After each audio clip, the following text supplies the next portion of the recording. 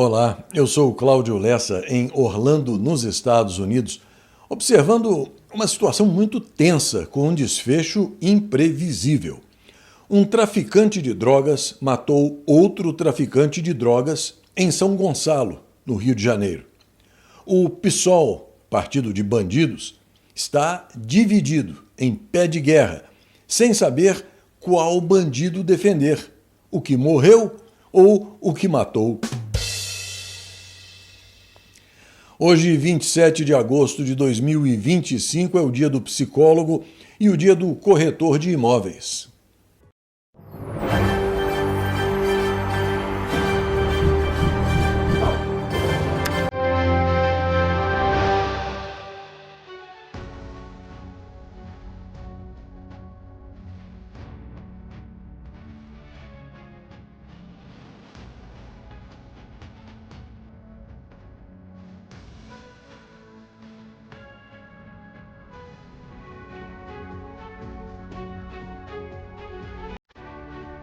Os indicadores financeiros mostram nova decolagem do dólar e do euro, recuo da Bolsa de Valores, aumento do Bitcoin, IPCA e Selic na mesma e alta do grama do ouro. Esta edição abre com uma imagem mais do que chocante, uma imagem revoltante. Lucas Brasileiro, um advogado preso ilegalmente no dia 8 de janeiro, depois de fazer uma prova de concurso público em Brasília, chega algemado e escoltado ao velório da avó materna, falecida recentemente. A autorização do satânico psicopata golpista para que Lucas fosse ao sepultamento da avó esbarrou na negativa da penitenciária, que alegou que não havia efetivo policial suficiente para a escolta até o cemitério, localizado a 120 quilômetros de distância. Diante da negativa, o pai de Lucas, Evandro Brasileiro, gravou um vídeo durante o velório segurando nas mãos a autorização concedida pelo psicopata e criticando a falta de sensibilidade das autoridades. Ao que tudo indica, a repercussão do vídeo provocou uma reavaliação do caso e logo em seguida a família recebeu uma ligação com a promessa de que Lucas seria liberado para se despedir da avó. A família adiou o sepultamento, marcado para as 4 da tarde de ontem, enquanto aguardava a chegada do rapaz.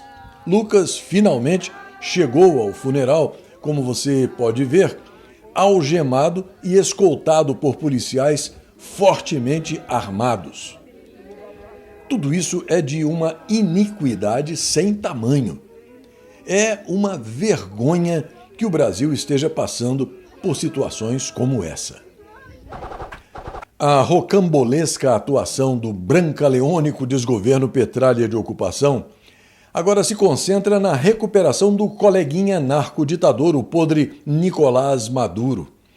Nos bastidores da diplomacia sul-americana, uma operação clandestina vem sendo discutida: a extração de Nicolás Maduro da Venezuela antes que ele caia nas mãos dos Estados Unidos. O plano tem até nome: Operação Immeri. A denúncia foi publicada com exclusividade pelo portal DefesaNet, sob a autoria de Felipe Gonzalez Saraiva da Rocha, um especialista em subversão, defesa e segurança. A situação apresentada é surpreendente, tanto pelos possíveis impactos geopolíticos, quanto pelos questionamentos sobre as motivações do governo, do desgoverno brasileiro, para assumir um risco dessa magnitude. Segundo o editor do DefesaNet, abre aspas, as informações aqui expostas são reais ao nosso entendimento. Isso, porém, não garante que a Operação Immeri seja realizada em todo ou em parte, ou até mesmo não realizada, fecha aspas. O processo de fuga empreendido pelo fazendão é disfarçado de treinamento militar. Até a Marinha foi sondada, mas quando entrou no circuito, disse que nananina não. Segundo se informa, quando a hipótese da operação foi apresentada internamente e de forma ventilada, setores da Marinha do Brasil reagiram de maneira veementemente negativa, se recusando a participar ou a colaborar com a extração do podre narcoditador, gerando um atrito interno e revelando profundas divisões dentro das Forças Armadas. As informações são de que os militares do Corpo de Fuzileiros Navais foram os que se recusaram a ter envolvimento com o regime venezuelano. E aí é aquela velha história. Quando até as Forças Armadas dizem não, é possível imaginar o tamanho da sujeira, né? Enfim. E aí agora você pode ver a encrenca que eu vou resumir para você. Um dos planos poderia mobilizar diversos integrantes das Forças Armadas com destaque para a Marinha. A manobra política do desgoverno Petralha de ocupação seria classificar a operação como um exercício militar combinado em águas internacionais, numa missão de treinamento e presença dissuasória. Isso evitaria a necessidade de tramitação legislativa. Uma segunda opção, considerada igualmente audaciosa e, no meu entender, estúpida, seria o uso de avião KC-390 Millennium da Força Aérea Brasileira numa missão de infiltração rápida. O KC-390 faria o chamado pouso de assalto numa pista em velocidade reduzida, sem interromper completamente o movimento, mas permitindo a extração do podre narcoditador Maduro e dos sabujos mais próximos dele, sendo que, no mesmo instante, a aeronave daria meia volta e retomaria o voo sem perder tempo, com destino à base aérea de Boa Vista, em Roraima, a 3.000 quilômetros de distância. A partir dali, o podre narcoditador seria encaminhado para uma instalação protegida que seria apresentada ao mundo como cooperação humanitária. É claro que os Estados Unidos veem tudo isso como nada mais do que uma tentativa de salvar um ditador narcoterrorista e de proteger a rede de poder que ele controla. A estupidez petralha nos dois casos é explícita, inequívoca. Na primeira alternativa, ia ser realmente muito engraçado o fazendão aparecer do nada em águas da costa venezuelana, agora infestada por navios e aviões norte-americanos, na cara de pau, querendo fazer manobras militares, achando que os norte-americanos não sabem do que se trata. Na segunda opção, de resgate aéreo, a garantia de fracasso é de 100%, talvez 200%, a partir de uma rápida ação dos militares norte-americanos que veem tudo o que se passa naquela região. Ridículo, simplesmente ridículo, patético. Paralelamente, segundo a Gazeta do Povo, o narco-regime de Nicolás Maduro enfrentou um duro revés político no final de semana que passou, quando a convocação para reforçar a Milícia Nacional Bolivariana resultou em centros de alistamento vazios em diversos estados e cidades da Venezuela.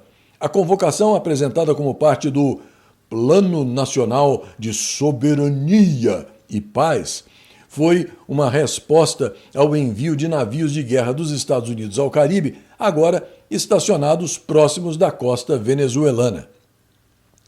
O narcoditador havia chamado os venezuelanos a dar um passo à frente para dizer basta ao imperialismo.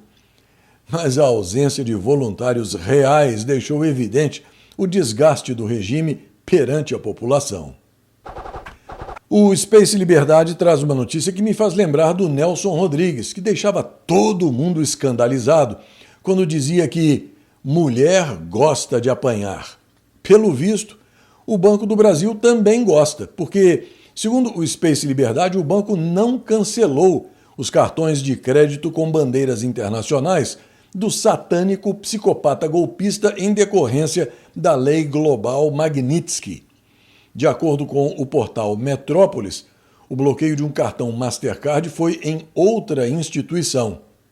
Também com aquela figurinha repelente instalada na presidência do Banco do Brasil e atuando mancomunada com a quadrilha criminosa Petralha, que fraudou a eleição presidencial de 22?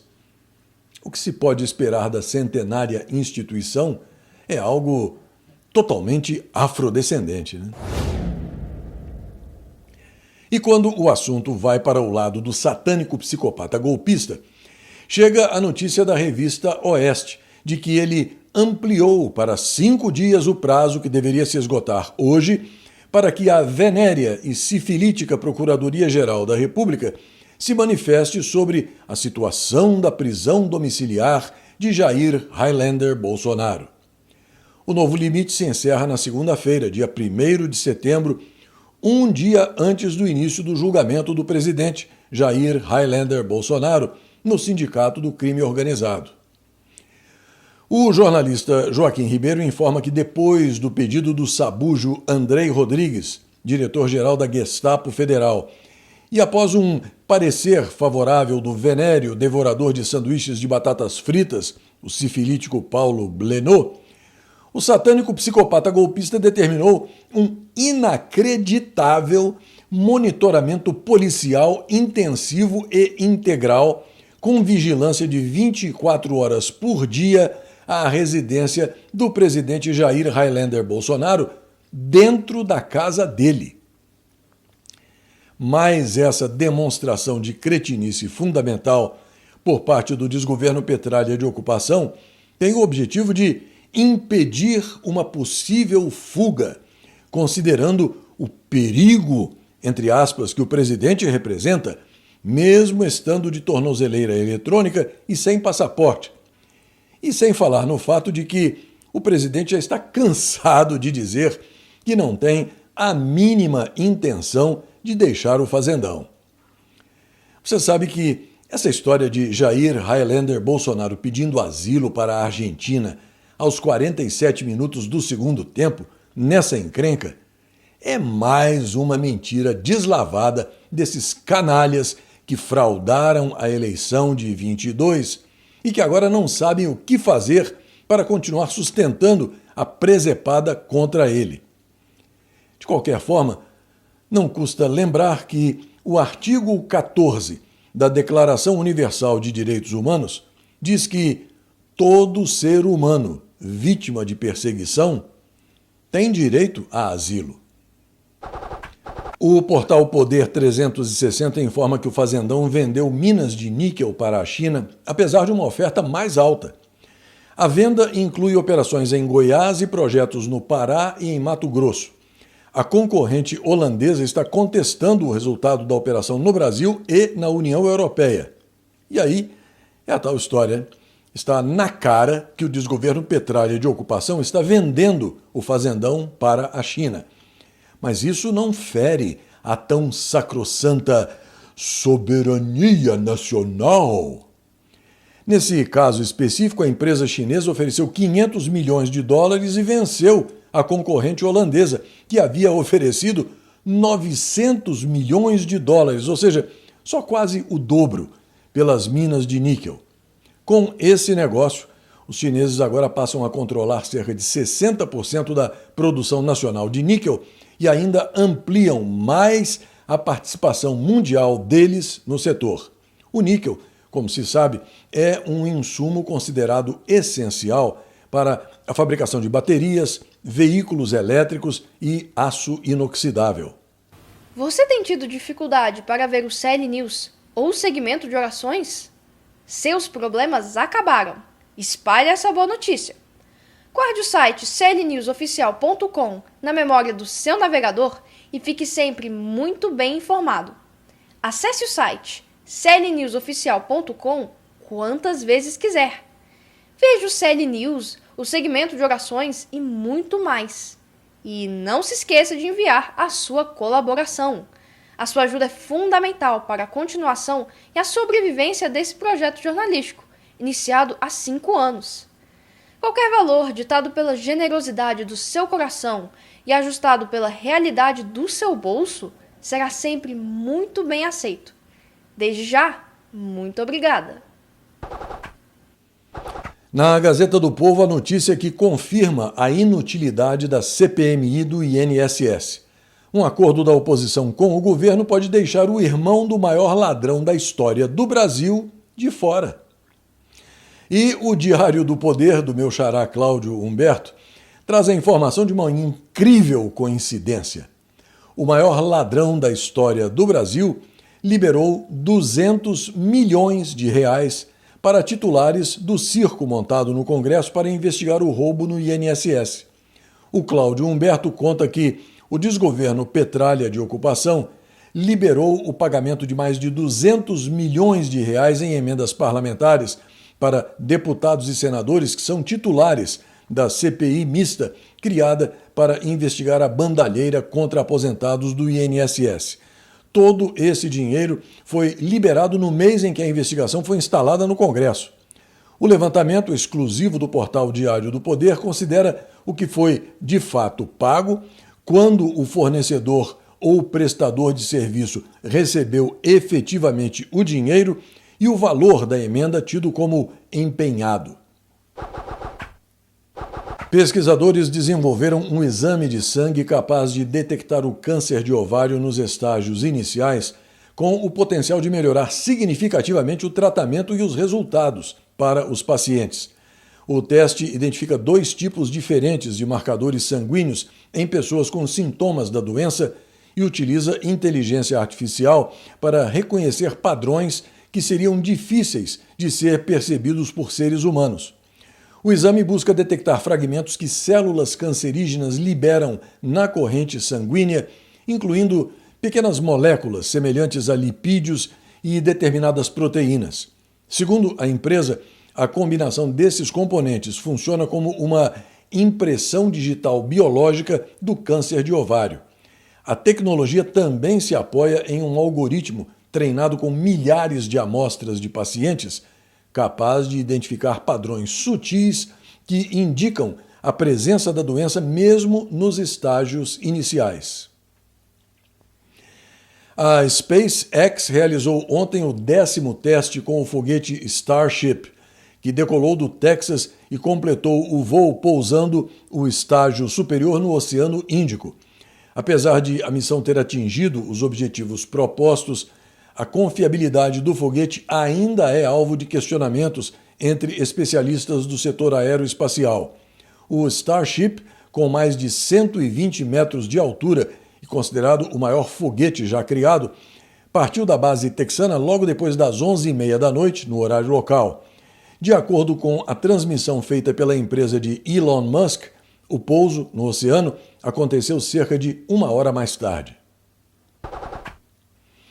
Na Gazeta Brasil, a informação de que o presidente Donald Trump fez um alerta direto.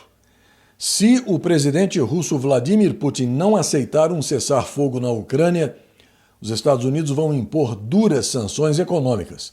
Durante uma reunião com o gabinete, Trump afirmou que, abre aspas, não será uma guerra mundial, mas sim uma guerra econômica.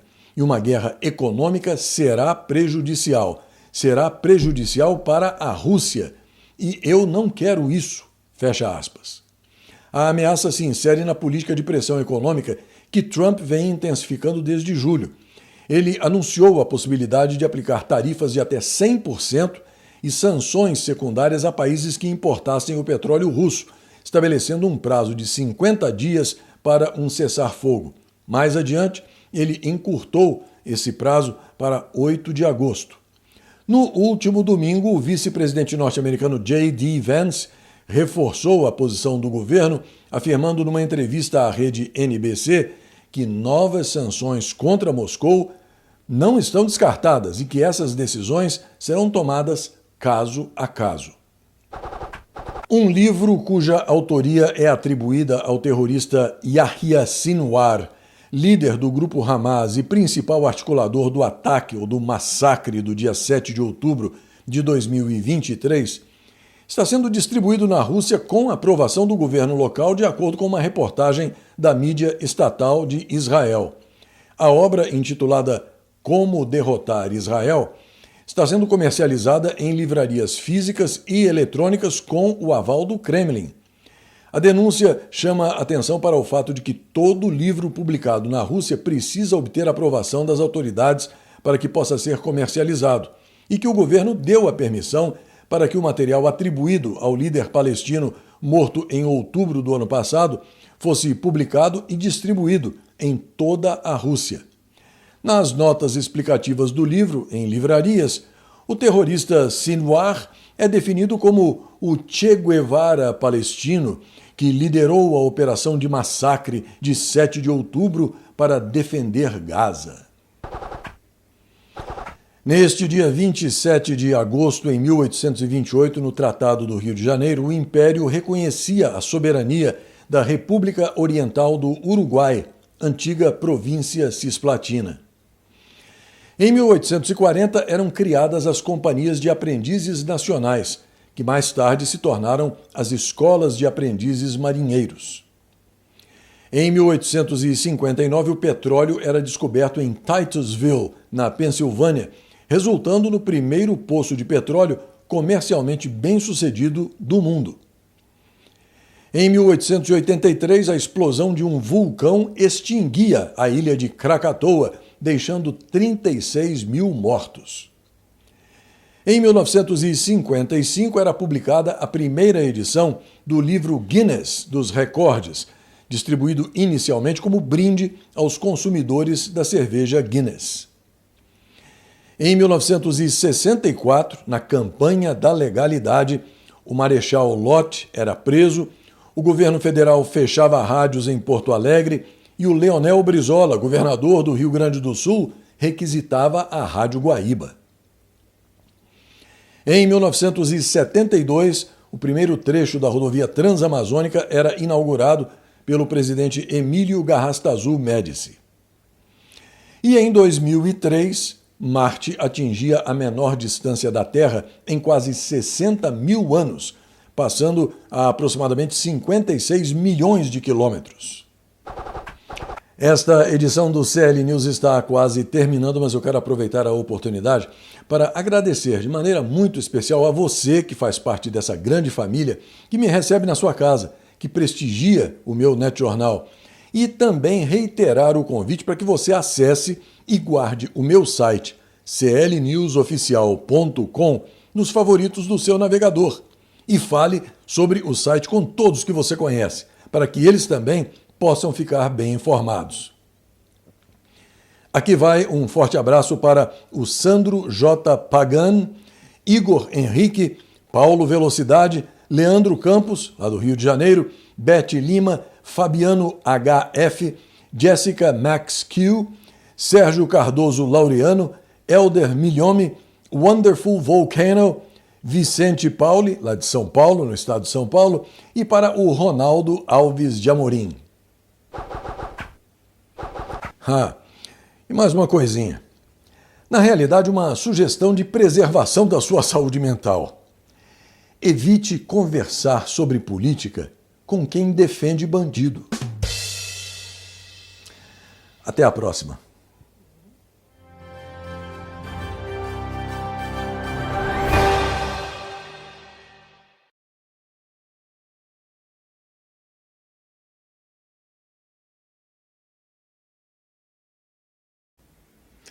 Olá, eu sou o Cláudio Lessa, em Orlando, nos Estados Unidos.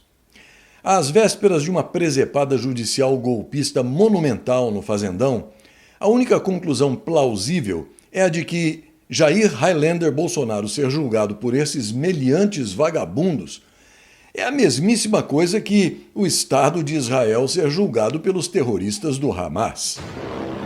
A partir daí, faço minhas as palavras do astrônomo norte-americano Carl Sagan, que ganham ainda mais força quando ele disse: "Nada me perturba mais do que a glorificação da estupidez." Hoje, 28 de agosto de 2025, é o Dia da Avicultura, o Dia dos Bancários, o Dia Nacional do Voluntariado e o Dia Nacional de Combate e Prevenção ao Escalpelamento.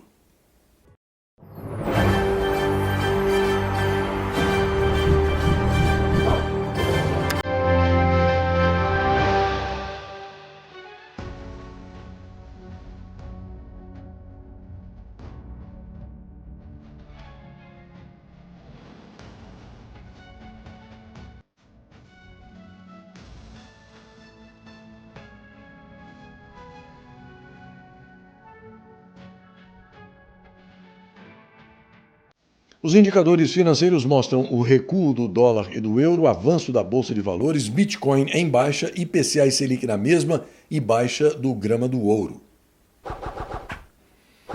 Esta edição abre com um aperitivo saboroso, uma informação do portal O Bastidor, que você poderá ler na íntegra usando o link que está na sua tela.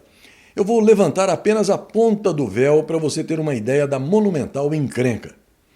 Documentos obtidos pelo Bastidor revelam que o empresário brasileiro Roberto Viana, dono da Petra Energia, usou a relação dele com o ministro da Defesa, José Múcio, e com o desgoverno Petralha de Ocupação para negociar a venda ao Brasil de petróleo iraniano por meio da Seper Energy Jahan, a SEJ, uma companhia usada pelo regime de Teherã para escapar das sanções impostas pelos Estados Unidos e pela União Europeia. As tratativas secretas duraram meses. Além de vender petróleo ao mercado brasileiro, os iranianos queriam uma parceria geopolítica de 25 anos, que envolveria uma aproximação com a Petrobras, a construção de uma refinaria no Maranhão e a compra de aviões da Embraer. As partes chegaram a redigir minutas para exportar petróleo iraniano ao Brasil por meio de empresas de fachada, uma delas sob sanção ocidental. Viana organizou uma viagem sigilosa dos iranianos ao Brasil com ampla agenda em São Paulo. As tratativas de Viana com os iranianos encontram-se em e-mails sigilosos trocados por ele e representantes de uma das empresas de fachada montadas pelo governo do Irã para burlar as sanções e exportar o petróleo do país. Os diálogos ocorreram entre setembro de 2023 e março de 2024. Não se sabe se os negócios vingaram. Como você deve estar sabendo, essa dupla aí ao meu lado, formada por um satânico psicopata golpista e um cretino fundamental, montou mais um esquema completamente inútil, apesar de cavernoso e extraordinariamente caro, na tentativa de blindar o doente mental contra as sanções aplicadas pelos Estados Unidos. A Karina Michelin fez uma postagem muito explicativa a respeito, que eu repasso agora para você. Ela conta que a Advocacia Geral da União, uma instituição criada pela Constituição para defender o Estado brasileiro, assinou um contrato de até 3,5 milhões de dólares, ou quase 20 milhões de reais, com o escritório norte-americano Arnold & Porter, para blindar o satânico psicopata golpista contra as sanções aplicadas pelos Estados Unidos. Segundo a própria AGU, a conta dessa defesa milionária poderá ser cobrada da família do presidente Jair Highlander Bolsonaro e de outros alvos da psicodélica operação da Polícia Federal, sob a justificativa de que eles, abre aspas, provocaram ataques à soberania nacional, fecha aspas. As sanções norte-americanas foram impostas ao CPF do psicopata golpista, pessoa física, e não ao Sindicato do Crime Organizado ou ao Estado brasileiro. Ou seja, não existe nenhuma base constitucional para que a AGU, bancada com o dinheiro público, funcione como advogado particular de luxo de um integrante do Sindicato do Crime. A Constituição, no artigo 131, é cristalina. A AGU deve defender a União, seus interesses e agentes apenas quando agem em nome da instituição. O satânico psicopata golpista não foi sancionado por um ato da corte, mas por abuso de poder e violações de direitos humanos. Na prática, a AGU se transformou em um departamento pessoal de defesa do doente mental. Pior ainda, pretende transferir a fatura para aqueles que o satânico psicopata golpista persegue. Um surrealismo jurídico que subverte a lógica da lei e agride o princípio republicano. O povo brasileiro, já esmagado por decisões arbitrárias, ainda é obrigado a bancar um contrato milionário para que o doente mental se proteja fora do fazendão. E como se não bastasse, o desgoverno Petralha de ocupação quer fazer de seus opositores políticos os culpados pelos custos dessa blindagem internacional. Essa manobra não é apenas um desvio de finalidade, é a prova de um Estado sequestrado, onde instituições deixam de proteger a nação para se ajoelharem diante de um único homem. Um psicopata golpista que, em vez de responder pelos próprios atos e pagar do próprio bolso pela defesa dele, transfere a conta para o povo que ele persegue. E por falar nas sanções da lei global Magnitsky, é preciso lembrar que as mídias sociais que povoam a internet são impiedosas. Agora mesmo circula este vídeo aí, que supostamente retrata um dos integrantes de ponta da quadrilha Petralha, cuja alcunha é polaco, disfarçado de mulher, tentando fugir das garras da lei Magnitsky. Você já viu várias vezes aqui no CL News o raciocínio de que desde novembro de 2022, quando foi perpetrada a fraude eleitoral descarada que impediu a reeleição esmagadora do presidente Jair Highlander Bolsonaro, a política saiu voando pela janela e tudo o que ocorre no Fazendão desde então não passa de um pesado, desagradável e mal cheiroso exercício de inutilidade. A prova mais recente está aí na notícia ao lado. O desgoverno Petralha de ocupação fez acordo com a suposta oposição existente para que o patético circo da CPMI do INSS se estenda até a gestão da terrorista e ladra cínica adoradora da mandioca, em troca da blindagem ao irmão do maior ladrão da história do Brasil, enrolado até a medula num roubo que alcança 90 bilhões de reais, surrupiados de velhinhos, analfabetos e aposentados incautos. E o prego que faltava no caixão da narcoditadura brasileira está aí ao meu lado. A notícia de hoje do G1 dizendo que a facção narcoterrorista PCC controla pelo menos 40 fundos de investimentos com patrimônio de mais de 30 bilhões de reais, segundo a própria Receita Federal. De acordo com a notícia, os fundos financiaram a compra de um terminal portuário, 4 usinas de álcool, 1.600 caminhões para transporte de combustíveis e mais de uma centena de imóveis, como fazendas milionárias no interior do estado de São Paulo. E, a essa altura, só mesmo repetindo o óbvio ululante, né? Um fazendão dominado por facções narcoterroristas definitivamente não tem soberania. Na Gazeta do Povo, a informação de que a Polícia Federal deflagrou hoje uma mega operação dividida em 3 grandes ações simultâneas contra a facção narcoterrorista PCC e outras organizações em um esquema bilionário de distribuição e adulteração de combustíveis em 8 estados do Fazendão. As investigações apontam movimentações ilícitas de mais de 23 bilhões de reais e sonegação fiscal de 7 bilhões e 600 milhões de reais em tributos federais, estaduais e municipais. As operações Quasar, Tanque e Carbono Oculto são realizadas nos estados de São Paulo, Rio de Janeiro, Paraná, Espírito Santo, Goiás, Mato Grosso do Sul, Mato Grosso e Santa Catarina, com 14 mandados de prisão, 54 mandados de busca e apreensão e bloqueios de bens de 41 pessoas físicas e de 255 pessoas jurídicas. Você tem tido dificuldade para ver o CL News ou o segmento de orações? Seus problemas acabaram. Espalhe essa boa notícia.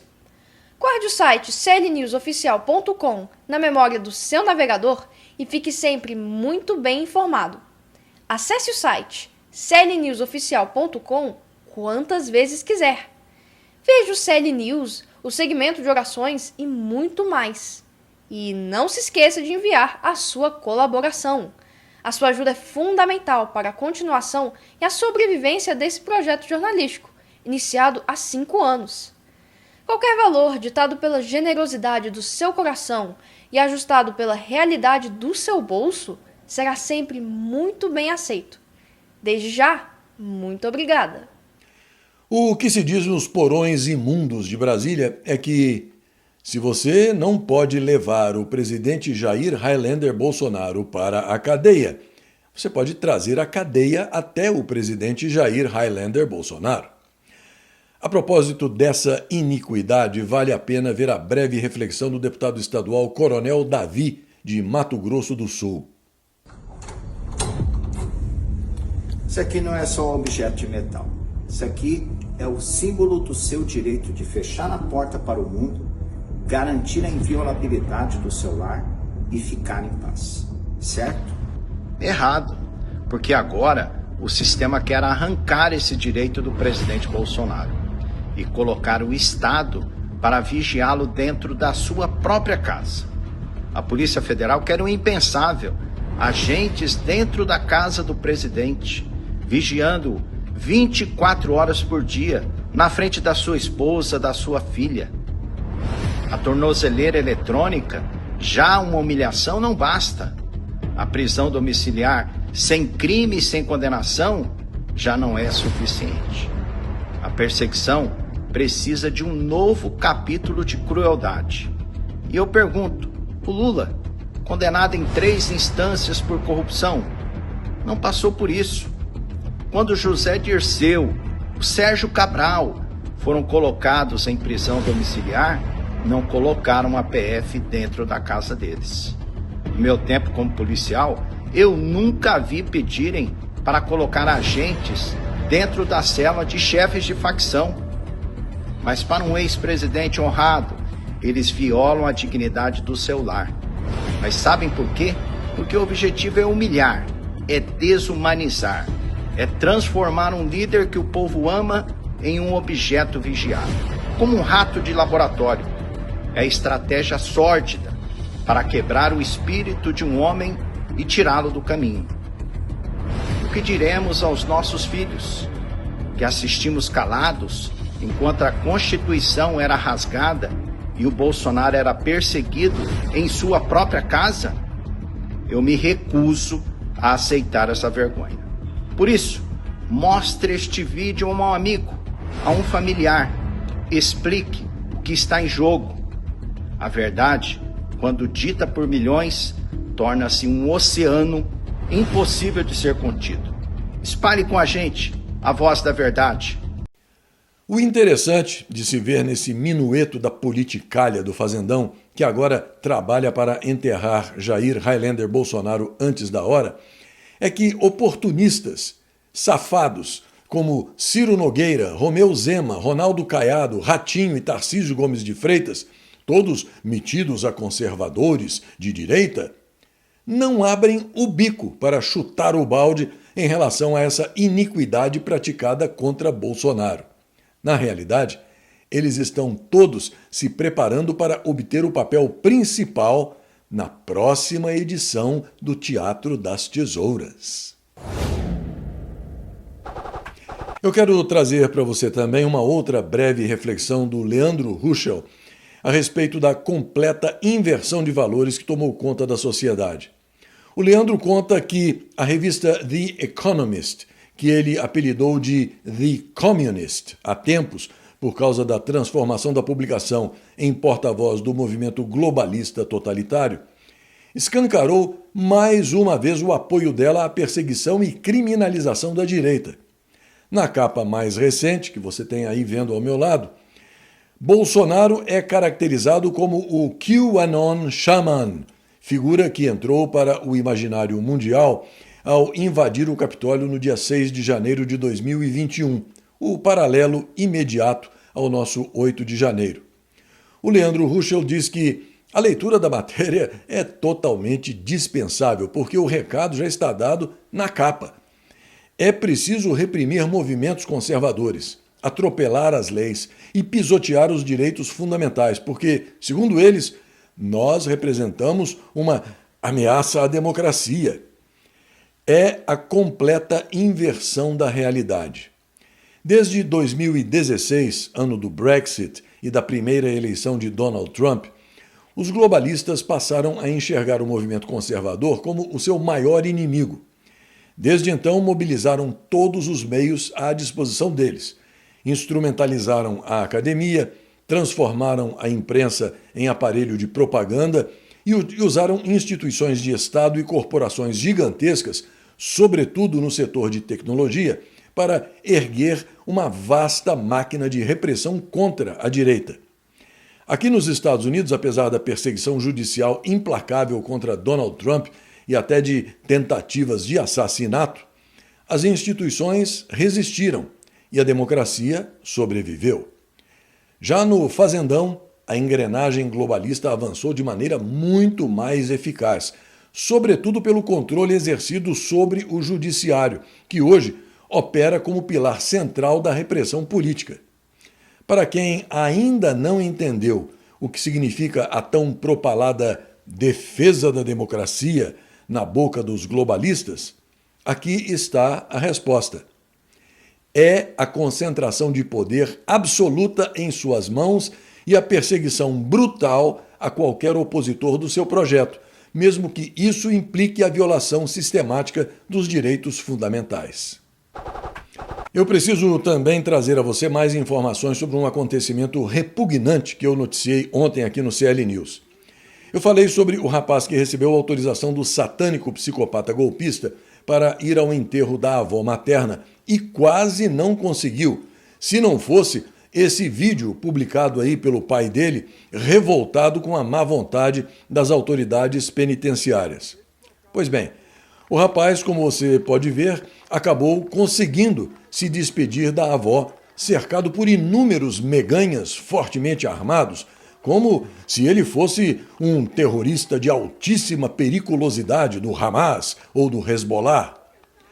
A cerejinha podre deste sundae derretido é o fato de que os meganhas fortemente armados não permitiram que ele sequer abraçasse a mãe dele.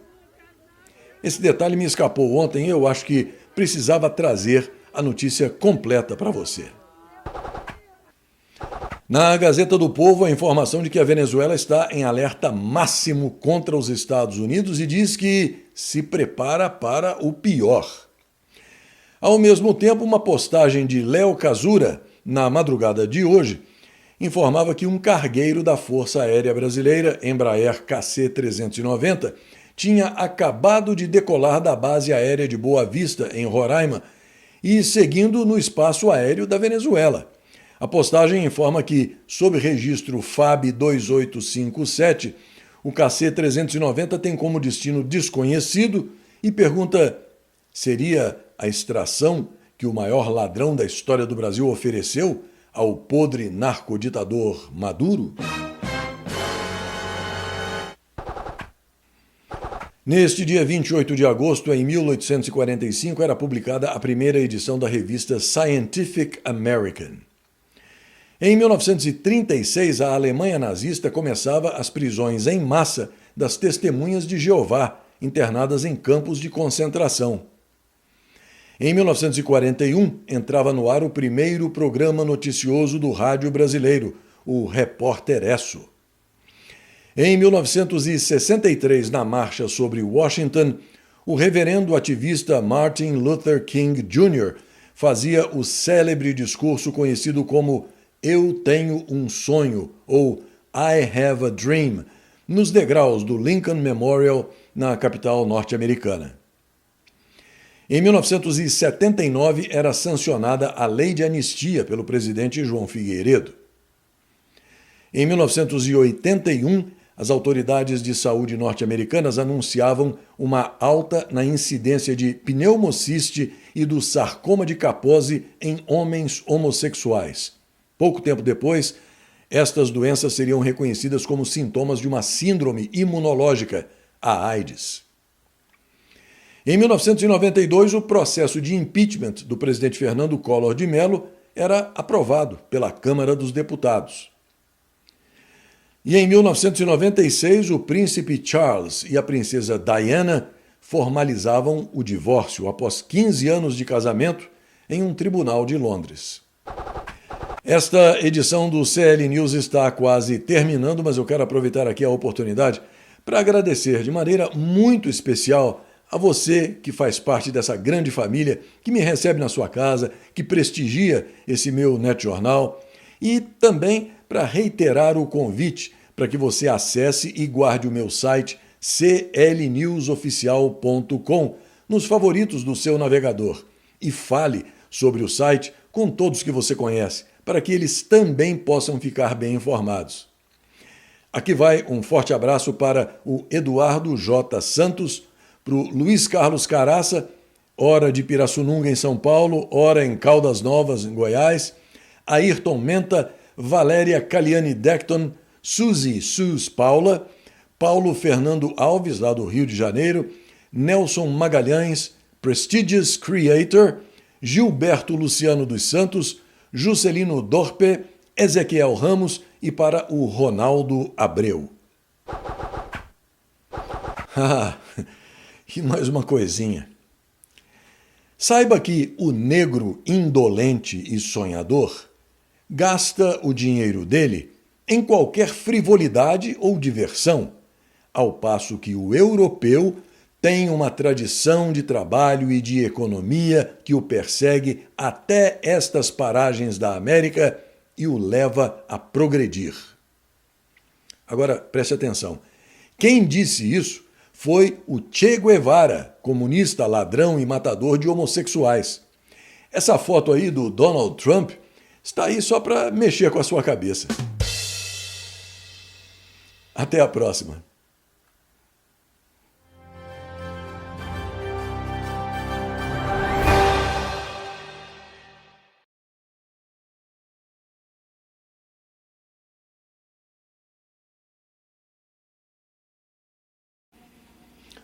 Olá, eu sou Cláudio Lessa, em Orlando, nos Estados Unidos.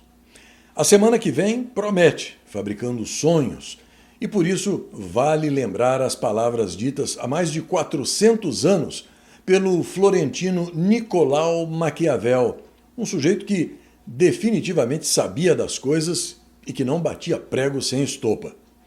Segundo ele, chegará um tempo em que um povo, para combater a corrupção, talvez tenha que retroagir uns 20 ou 30 anos no judiciário, pois é nele que se perpetua o mal. Hoje, 29 de agosto de 2025, é o dia do gamer, o Dia Nacional do Combate ao Fumo e o Dia Internacional contra Testes Nucleares.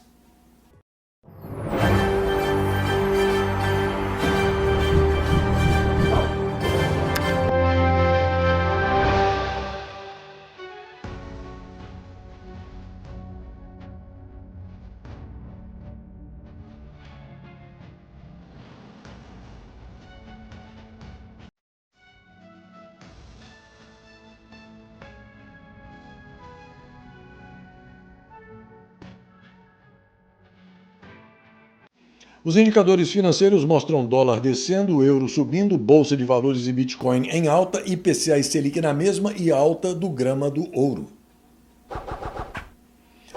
O brancaleônico desgoverno Petralha de ocupação, totalmente desorientado depois do forte ataque norte-americano, pegou uma granada, arrancou o pino e está segurando o petardo enquanto pensa no que fazer para responder à agressão. Este é o quadro da incompetência provocado pelo acionamento da chamada Lei da Reciprocidade contra as tarifas adicionais de 50% impostas por Donald Trump aos produtos do Fazendão, que entraram em vigor no dia 6 de agosto. A granada está pronta para explodir a qualquer momento nas mãos dos quadrilheiros petralhas sem noção e sem rumo, causando ainda mais prejuízos. Como sempre, quem segura as pontas nesses casos é o Itamaraty, autorizado a acionar a Câmara de Comércio Exterior para iniciar consultas e medidas visando a aplicação da reciprocidade. Segundo a Gazeta Brasil, um relatório deve ser elaborado pela Camex em até 30 dias para analisar se as medidas norte-americanas se enquadram na lei. Na sequência, o desgoverno Petralha de Ocupação comunicará a Washington que o processo está em andamento, o que pode ocorrer dentro de poucos dias ou até mesmo de poucas horas.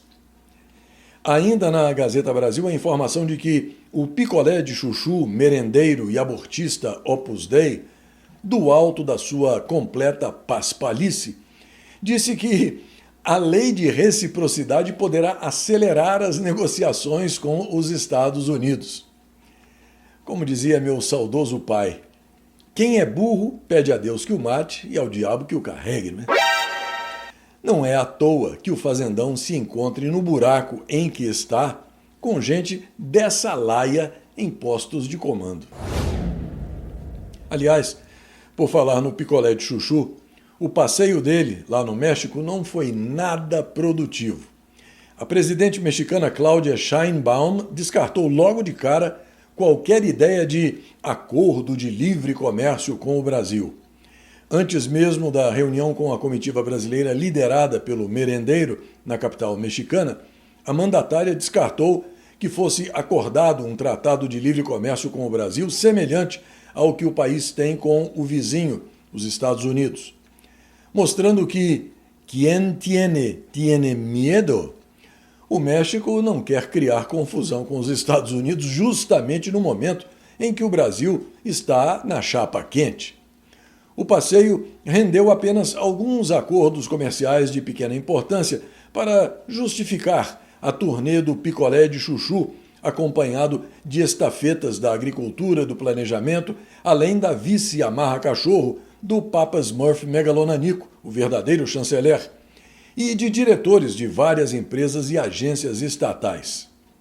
O comércio entre o fazendão e o México, as duas maiores economias da América Latina, atingiu no ano passado 13 bilhões e 600 milhões de dólares, com a balança favorável para o Brasil, cujas exportações para o mercado mexicano somaram 7 bilhões e 800 milhões de dólares. A caravana Holiday do picolé de chuchu e os parças dele enfrentou problemas na volta ao fazendão. Segundo a revista Oeste, uma pane hidráulica identificada durante a vistoria de rotina na parada técnica em Cali impediu o voo de retorno. A escala na Colômbia já estava programada para reabastecimento da aeronave.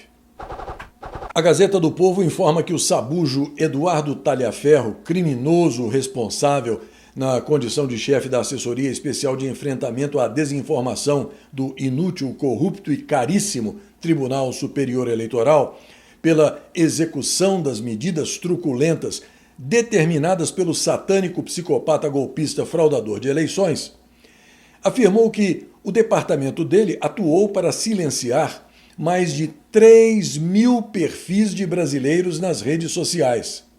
Parênteses. Este que vos fala está entre esses 3 mil, com perfis em diversas plataformas simplesmente apagados de uma hora para outra, sem aviso, sem alerta, sem explicação, nem justificativa. Fecha parênteses. A afirmação do sabujo, que agora virou delator e está refugiado na Europa, foi feita durante uma entrevista ao programa Sem Rodeios da Gazeta do Povo, no YouTube. O deputado federal Eduardo Bolsonaro enviou um ofício ao homúnculo paraibano que atua como presidente da Câmara dos Deputados, solicitando autorização para continuar exercendo o mandato de forma remota a partir dos Estados Unidos.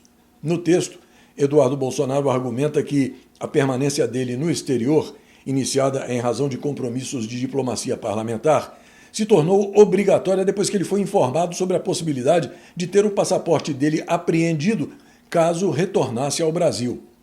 Segundo o deputado, a situação se deve a perseguições de caráter político e jurídico, que ele qualifica como ilegais e de conhecimento público.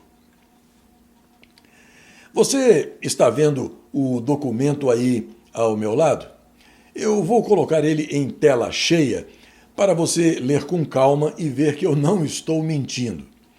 É uma portaria publicada ontem no Diário Oficial autorizando um certo Jackson da Silva Azara a viajar até Nápoles, na Itália, de 26 de outubro a 2 de novembro, na missão técnica de aprendizagem da verdadeira pizza napolitana. Desburocratizando, o Jackson e uma comitiva não identificada vão aprender a fazer pizza na Itália.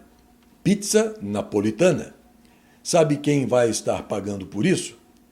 O distinto público, que assiste, bate palmas e diz: "E segue o baile". Você tem tido dificuldade para ver o CL News ou o segmento de orações? Seus problemas acabaram. Espalhe essa boa notícia. Guarde o site clnewsoficial.com na memória do seu navegador e fique sempre muito bem informado. Acesse o site clnewsoficial.com quantas vezes quiser. Veja o CL News, o segmento de orações e muito mais. E não se esqueça de enviar a sua colaboração. A sua ajuda é fundamental para a continuação e a sobrevivência desse projeto jornalístico, iniciado há 5 anos. Qualquer valor ditado pela generosidade do seu coração e ajustado pela realidade do seu bolso será sempre muito bem aceito. Desde já, muito obrigada. O Banco Central informou hoje que no mês de julho a dívida bruta do Brasil atingiu 77,6% do PIB, o Produto Interno Bruto, superando as previsões do mercado financeiro. Em junho, o índice já havia sido registrado na casa dos 76,6%. No mesmo período, a dívida líquida do setor público alcançou 63,7% do PIB, também acima das estimativas, que indicavam 63,4%. A dívida só não é maior do que em março de 2020, durante a fraudemia da peste chinesa. Na Gazeta do Povo, a informação de que as contas do desgoverno Petralha de ocupação fecharam o mês de julho com um déficit primário de 59 bilhões e 100 milhões de reais, de acordo com informações divulgadas pelo Tesouro Nacional. O valor representa o segundo pior resultado da série histórica para o mês, iniciada em 1997, ficando atrás apenas de 2020, quando o rombo atingiu 87 bilhões e 800 milhões de reais. Segundo o Tesouro, o desequilíbrio foi impulsionado principalmente pelo pagamento de precatórios, que pressionaram as despesas com benefícios previdenciários e o benefício de prestação continuada, além do reajuste linear aos servidores públicos federais. O salário mínimo e o aumento no número de beneficiários também elevaram o peso sobre as contas públicas. Ainda na Gazeta do Povo, a notícia de que a Receita Federal deve ter editado hoje uma instrução normativa obrigando as fintechs a seguir as mesmas regras de transparência e prestação de informações aplicadas aos grandes bancos. A decisão foi tomada depois das 3 operações da Polícia Federal contra esquemas bilionários de sonegação e lavagem de dinheiro que atingiram em cheio o centro nervoso das finanças do Fazendão, a Faria Lima. Durante a coletiva de imprensa, que apresentou os resultados das operações Quasar, Tanque e Carbono Oculto, a subsecretária de Fiscalização da Receita Federal, Andréa Costa Chaves, ressaltou que o crime organizado já não se limita mais a atividades clandestinas e vem ocupando espaços da economia formal com estruturas altamente sofisticadas. Nós percebemos, principalmente na Operação Carbono Oculto, uma invasão do crime organizado na economia real e no mercado financeiro. E eu acho que isso é de extrema relevância, porque, além da questão concorrencial, existe uma questão de você não separar o que é legítimo e o que é ilegítimo. E isso é a função do Estado, de colocar regras claras. A estrutura, nessa operação Carbono, envolveu toda a cadeia na parte da economia real, importação, produção, distribuição e comercialização, até o consumidor final do mercado de combustíveis. E na parte financeira, ocultação e blindagem de patrimônio, num esquema semelhante à ocultação de sócios de paraísos fiscais. E isso o Estado brasileiro não pode permitir. Andréa Costa Chaves revelou também que a Receita identificou a utilização de fundos fechados com um único cotista, criados em diversas camadas para aquisição de ativos estratégicos. Entre os bens já rastreados estão um terminal portuário, 4 usinas produtoras de álcool, participação em outras 2, além de uma frota de 1.600 caminhões. Foram identificados ainda mais de uma centena de imóveis, incluindo 6 fazendas avaliadas em 31 milhões de reais e uma residência de 13 milhões de reais. Não há dúvida de que a mega operação contra o esquema dos combustíveis do PCC foi realmente mega. Mas algumas pulgas insistem em circular atrás das orelhas de muita gente que se recusa a ficar simplesmente olhando o que acontece sem tirar o valor de X do que está vendo. Uma das dúvidas que surgem é a seguinte: nesse esquema bilionário do PCC com os combustíveis, não vai ter tornozeleira, nem prisão domiciliar, nem apreensão de celulares, nem vigília da PF na porta da casa dos envolvidos? O PCC teve contas e redes sociais bloqueadas? Quantos integrantes do PCC foram presos efetivamente? É interessante querer saber tudo isso porque esse tem sido o procedimento contra aqueles que se manifestam nas redes sociais. Essa história, por exemplo, de o desgoverno Petralha de ocupação ficar reivindicando a paternidade de medidas contra o crime organizado, apenas mostra que o crime organizado só é possível num Estado desorganizado. Por outro lado, é curioso saber que o dono das pesquisas Quest, que só resultados favoráveis aos petralhas aparecem, é dono do Banco Genial, estourado pela PF na Faria Lima. Mas não para por aí, não. A jornalista Malu Gaspar conta que a gestora lavadora de dinheiro do PCC é sócia do Banco Master, aquele banco que contratou o escritório de advocacia da mulher do satânico psicopata golpista. Na revista Oeste, a informação de que uma empresa investigada pela PF pagou R$300 mil a uma filha dessa figurinha carimbada aí do STJ.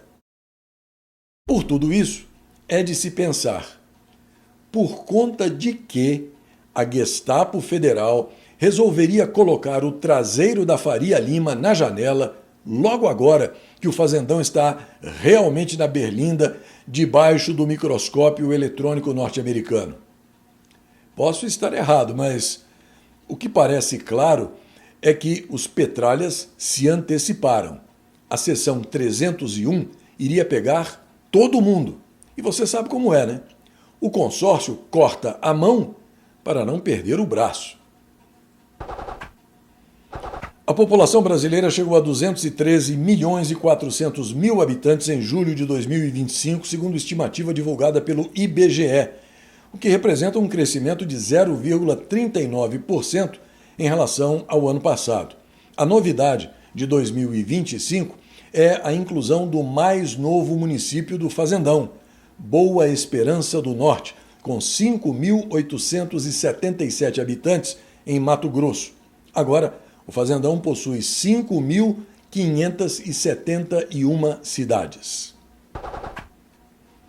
Na revista Oeste, a informação de que os navios de guerra dos Estados Unidos se aproximam da costa venezuelana com 4.500 militares norte-americanos se posicionando na região, sendo 2.200 fuzileiros navais.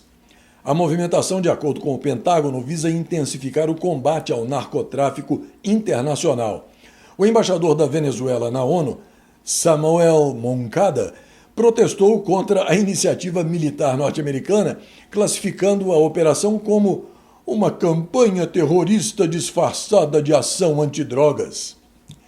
A porta-voz da Casa Branca, Caroline Leavitt, não comentou eventuais planos de ataque. Interpelada se a operação visava diretamente a ditadura de Nicolás Maduro, ela se limitou a reiterar o posicionamento do presidente Donald Trump, afirmando que Trump está preparado para usar todos os elementos da força norte-americana para impedir que as drogas inundem os Estados Unidos e para levar os responsáveis à justiça.